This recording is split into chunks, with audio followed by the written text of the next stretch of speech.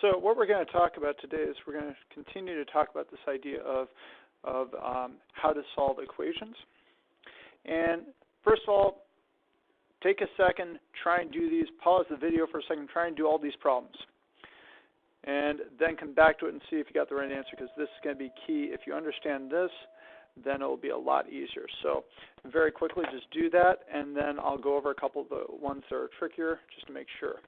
So here, it says here, well, the answers, I'm just going to pull all over here to see if you got them right. So -3 plus -5, both are negatives. It's addition, so it's -8. Keep the sign and just add them together. -8 plus -3, they have opposite signs. Remember, you go ahead and you do the absolute value of both. So the absolute value of -8 is 8. The absolute value of 3 is 3. So you keep the sign of the one that has the higher absolute value, so that's the negative sign, and then you just subtract. Same thing here. Well, close to the same. Well, it is the same thing here. Which one has high? It's going to be a positive answer because 9 has a higher absolute value than -5, and then you just subtract. Here, if you wanted to, you could change this into an addition problem. Remember that trick? And then you can do the same thing, same sign, so you add them together, you end up with -5 plus -6 equals -11. So now here, this next one, remember 8 plus, change the sign, it's going to be plus 6, so it's just going to be 14. 8 minus 10 is just going to be -2. This one here is going to be -3 plus +1, which is going to be, well, the signs are different, so -3 is going to be a negative answer, and -3 plus 1 is going to be -2. This one here, signs are different, keep the negative sign, so it's negative because -11 has a higher absolute value than 7 does, so it's going to be -4. Here, we're going to change it to an addition problem again. When you do that, well, -12 plus +1, so it's going to be a negative answer, and that's just 12 minus 1. And here, same sort of idea. If we wanted to, we could change this all into one big addition problem.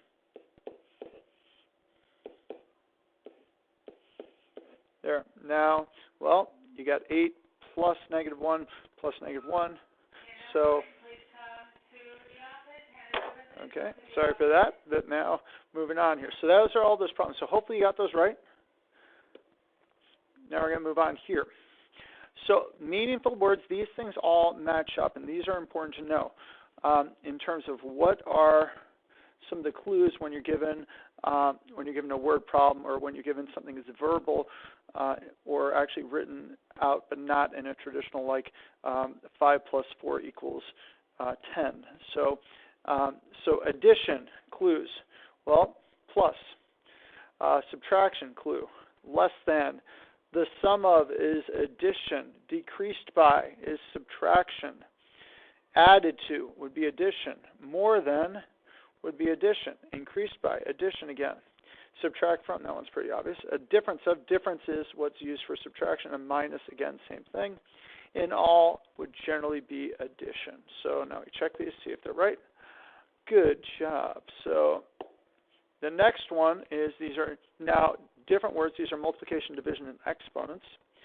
And so in terms of that, with the language, certainly multiplied by makes sense, goes right there.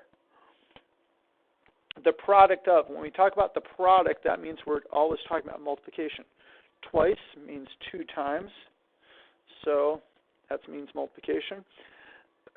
Half of is division, pretty clearly. The ratio of is, again, division, because you're saying up a fraction. Divided by, certainly division. Per is division, because it's something per the thing on the bottom. Times, it would be multiplication. Cubed, that would be actually exponents. Squared would certainly be exponents as well. To the power of, that would be exponents. Separate, well, the quotient of means division. And separate, that I would guess would be division. I'm guessing. So let's see if I got this right. So yeah, got it all right. Cool. And then just one more here of matching. We're not going to do that. That's just a matching activity. But so what we have here is we have these different terms: variable, term, coefficient, and like terms. Remember when it comes to a variable is anything with the letter there. So that is a variable. We don't know what it is. This whole thing is a term. The coefficient is the number in front. So the term, the variable in this case here, is going to be that y value. The coefficient is the 3 and the 4 in the different ones. The terms are the 3 times y and the 4 times y. Those are going to be separate terms. And they're both alike terms. So, so again, just going over this, a variable is a symbol that represents an unknown quantity. When you solve for the variable, that's when you actually figure out what the value is in that situation. The term is when addition or subtraction signs separate an algebraic expression into parts. Each part is a term. So that's just a fancy way of saying something like this: 3y is a term. Coefficient, the number in front of the variable or variables in a term. Like terms are terms of the same variable raised to the same exponent or power, but could have different coefficients. The reason why that's important is that these two can be added together to equal 7y. So, but if you had something like 3y plus 4y squared, those are no longer like terms. So that's what they're getting into when they say like terms or unlike terms. So in terms of these here, what we got is, if this is the equation, that's going to take a second, try and figure these out. Come back in a second. X plus x, then 2x plus 2x, 2x plus 1y plus 1x. Let's see what all these values are. Well, if we wanted to do this, and we said, okay, well, you know what? We're going to take this here. That's x plus that. That is x plus x, so you're going to have 2x. And for y, we're going to have 2x plus 2x. How many x's do you have? You have a total of 4 x's. Then we have here 2x plus 1y, 2x plus 1y plus 1x. So how many x's do you have? You have 3 x's, and you have 1 y in the end. So that's the idea of algebra tiles, and we're going to be working with those probably a little bit today. So moving on here. Are these like terms or unlike terms? Take a second, figure it out. Okay, let's go through this. 3x and negative 7x, yes, they are like because they have the same variable in them. The coefficients are different, and by the way, the answer would be negative 4x if you added those two together. These ones here, unlike, you cannot add 6w and 8y. These ones here, these are like terms because they're all y's. And if you added all of them together, you would end up with 8 plus 2 minus 3, so that would be 7y. These ones here are special, and these are constants, and they're all like terms. 4x and 4xy cannot be added together, so they're unlike. And then 5 plus 8x, nope, can't combine them. So those are examples of unlike terms. So we're going to move on now so the whole idea is you've got to have terms that are things that you can add together. So it says here, to combine like terms, determine the terms and add the coefficients, bring the variables along. So in terms of the ones that are the same value here, well, I've got 13b plus 2b. That's just going to be, well, these ones here are the same. If you want to put it that way here, these are the same. I can add, if you want to do it that way, these are the same. So I can add them together. What are they going to equal? It's going to equal 15b because I'm just adding the coefficients. For here, now I've got, I'm going to use the circle here, if I can grab it. 8a, so that's 1. I already used the triangle once, so I'll use the triangle again here for the b's. Okay, these terms are not like, so I can't add them. So that's the final answer. For here, okay, 9m plus 4m. Well, are they alike? Yes.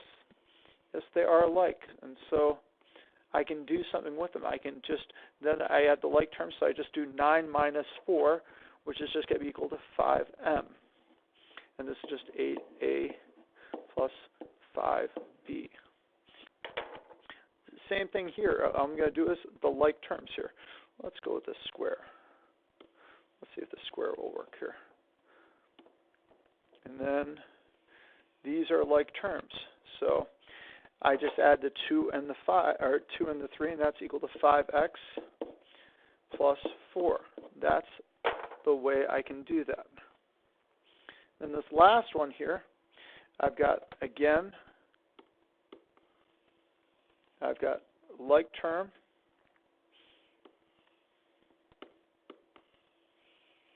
like term,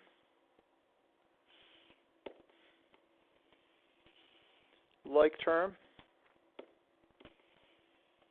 like term. So then I just deal with the math. So it's going to be 13a, because I'm just going to add the 8 and the 5. And 9 minus 1 is just going to be 8. So that's how that works. Let's try a couple more here. In terms of algebra tiles, it says you're using models with equations. Show the following using algebra tiles. So in this case here, what we're going to use is we're going to use this here. This funky doohickey is going to be the x. So if we were to add them up, it would be, well, the x is there. These red ones here are going to be the positive 3 that we got there. And then I got here, that's my kind of my equal sign. And then that's equal to 1, 2, 3, 4, 5. Okay, so now what I can do is this, is that I can figure out what the value of x is going to be. Because I can subtract, well, I've got some on each side here. So I'm going to take 1 from this side and toss it in the trash. And at the same time, I'm going to take 1 from this side and toss it in the trash, because I'm just reducing each side by 1. Now I'm going to take 1 from this one,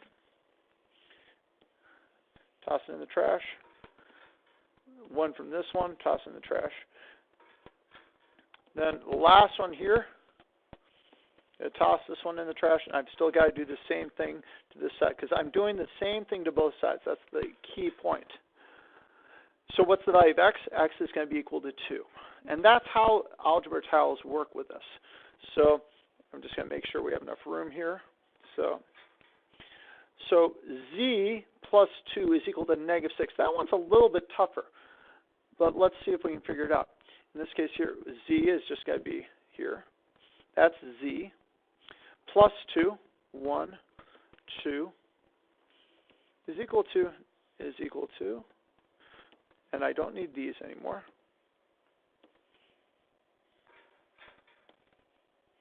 So negative 6. So in this case here, negative 6 are shown by the yellows. So I've got 4, 5, 6. So my problem, though, is this, is that I can't take away negatives from positives very easily. Yes, I can do it, but sometimes it's a little bit confusing. But what I can do is this. I can take this. That there, this here is negative 1 plus positive 1. That's equal to 0. So that, if I add that to one side of the equation, it doesn't matter. It's 0. I can add 0 as many times as I want to the equation. So now, look at that. I've got z plus 2 is equal to negative 6, but I just rewrote it a slightly different way. But the cool thing is now I can take away one of these, and now I can take away one of these. So when I do that, so I just made a bunch of extra positives I made 2 extra positives, and when I did that, that made it so I was able to now see my answer, which is going to be 1, 2, 3. So what I'm going to do now is this is that I'm going to go ahead and, okay.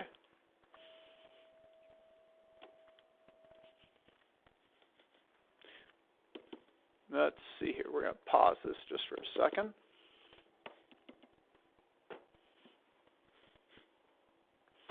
So for some reason, this got all squirrely.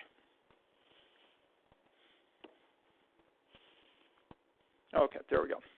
So I don't want to start again, but that just got squirrely for a minute, so sorry about that. So I'm just going to count these all up. 1, 2, 3, 4, 5, 6, 7, 8.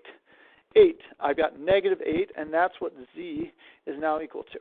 So that's the whole point of this idea of doing these problems this way. This one here is actually easier. I'm just going to pull them down from here. Y plus 1 is equal to 4.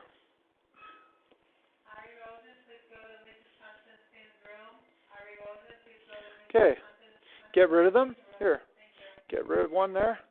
Get rid of 1 there. What do I have? I have y is equal to 3. So that's the whole point of doing them this way. And this can be helpful in terms of using the model here. If I have this equation here, what I have is 2b plus 2 is equal to 8. Ooh, nearly did that wrong. 4, 5, 6, 7, 8. So now I'm going to take 1 away from here. Good. And I got to take 1 away from here then when I do that to keep it even. Take another 1 away. Take another 1 away here. So I'm left with this. Two of these things here are equal to 1, 2, 3, 4, 5, 6 of these. So how much is each of these green rectangles worth? They're each equal to 3 of these because look, hey, I could go ahead and if I wanted to, 1, 2, 3, 1, 2, 3. So how much is each of them worth? That's how much it's worth. So that's kind of the way of doing these sort of problems. And these are another couple of examples here. If you get comfortable with the actual way these look, then you can start doing them without the actual models. But here, this here is m plus 2 is equal to 8, right? So 1, 2, 3, 4, 5, 6, 7, 8. So I can get rid of 1, get rid of 1. Get rid of another 1, and get rid of another 1. I'm left with just m is equal to 1, 2, 3, 4, 5, 6. So that's how it works, and the same sort of thing here. If I were to do this problem here, d plus 1 is equal to 3. 1, 2, 3. Well, in that case, get rid of this. Get rid of this. Then d is just going to be equal to 2. These ones here, again, same sort of idea. Here it's -4, so 1, 2, 3, 4, plus y is equal to -6. 1, 2, 3, 4, 5, 6. And so we can get rid of 1 here, as long as we get rid of 1 here. We can get rid of 1 here again, as long as we get rid of 1 here. And so we just keep doing that until we have just the green rectangle on the actual side of the equation. So let's try this again. So here, So y is equal to negative 2. So that's the whole point. And I'm going to just do this one more because this one here is that trickier kind here. So y minus 2, which is sort of like y plus negative, or y minus 2, y plus negative 2, so I'm just going to do it like that, is equal to negative 3. Okay. Take this away. Great. Take another one away from the other side. Take this away. And then take this away. And what you should be getting is this idea that if you add 4 to this side, you're canceling out. You're getting rid of this term. When you do that, all you're left with is y.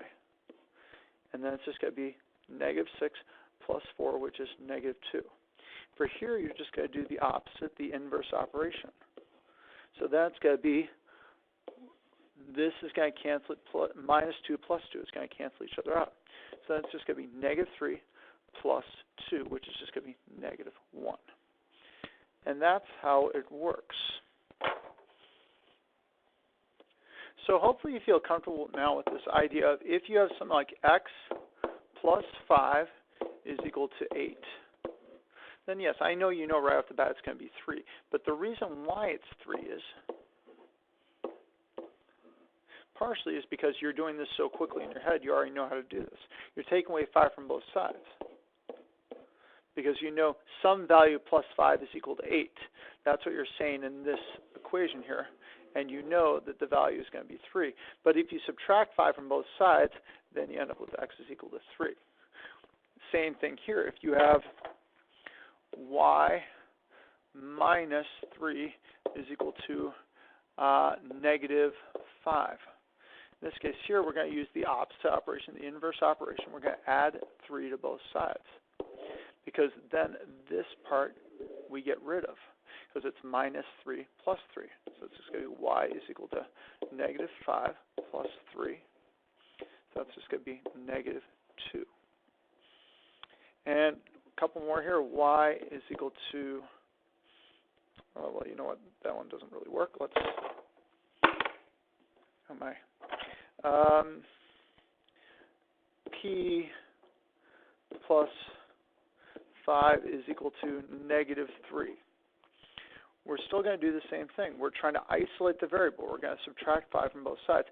Whatever is on the side with the variable, remember, the variable is p. The variable here is x. The variable here is y. Whatever's on that side, you want that letter to be by itself on one side of the equation. So to do that, we have to do the inverse operation, which is the opposite operation here. So when we do that, we get rid of that plus 5 minus 5 thing. And so we're just left with p is equal to negative 3 minus 5, which is equal to negative 8. And that's our answer.